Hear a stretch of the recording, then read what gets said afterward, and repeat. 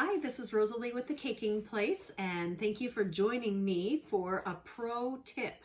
I'd like to talk today about eggs. So a lot of times your egg recipes say you need 4 eggs in a recipe, or 4 egg whites, or 4 egg yolks. Sometimes you can get a wide variety in the size of your eggs. So in order to be consistent and always get the same amount of egg yolks or egg whites in your recipe, you use a scale to weigh them.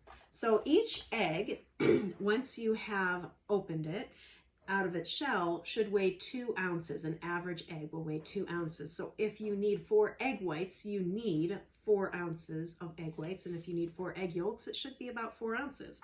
So first of all, it's easiest to crack your eggs and separate them when they're cold, right out of the refrigerator. So these just came out of the refrigerator, and first and foremost, you want to wash your hands really well in some warm water, as warm as you can handle it, and definitely some soap and scrub, and make sure your hands are absolutely clean, because especially if you're working with egg whites and you want to make a meringue or something that you need the egg whites to fluff up on, if there are any oils on your hands or in the egg whites at all, they will not fluff up. The meringue will not work.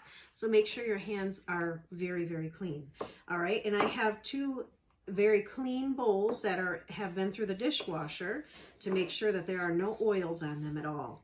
So first of all, I'm going to crack an egg into this smaller bowl here.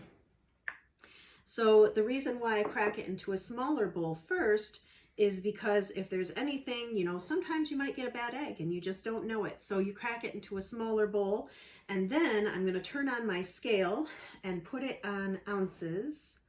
And I'm going to put it with the bowl on the scale so that it doesn't measure the weight of the bowl. All right, so then if I need to separate my egg, if I don't need to separate it, I'm just going to pour it right into the bowl and then continue putting my eggs in there until I have the amount I need.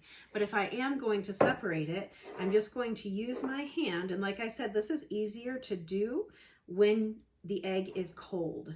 You'll have a less opportunity of the egg yolk breaking. So once that is out, I put the egg yolks into a separate jar, and then you can put those in the refrigerator if you're not going to use them right away. And the egg white, make sure that none of the yolk got in there, because if you have even a little spot of egg yolk in there, you won't get a meringue. All right, so I had 1.4 ounces in that 1 egg white. So there you have it. Here's another large egg. Go ahead and crack that into my small bowl again. Okay, and I'm going to separate this. I need 4 egg whites for a recipe, so I'm going to do 4 eggs. Now, if you get a little bit of egg white in with your yolk, that's perfectly fine. You don't want to get egg yolk in your whites. So now I have 3 ounces of egg whites. I only need 4 ounces, so probably I will have it with this last egg. Okay, no egg yolks in there, and there we go. I have 4.1 ounces, which is perfectly fine to have a little bit extra. Then, of course, wash your hands. You can put your yolks in the refrigerator, and the best thing to do is to let these egg whites sit out, or even your egg yolks, whatever you're using in your recipe, let them sit out for about a half hour or so on your countertop to come to room temperature. If you're making a meringue, it's going to whip up higher and fluffier if it's at room temperature. And if you're just using your eggs in a recipe, they're going to combine easier at room temperature than they would if they were cold. So those are my tips for using eggs in your recipes. And thanks again for joining me.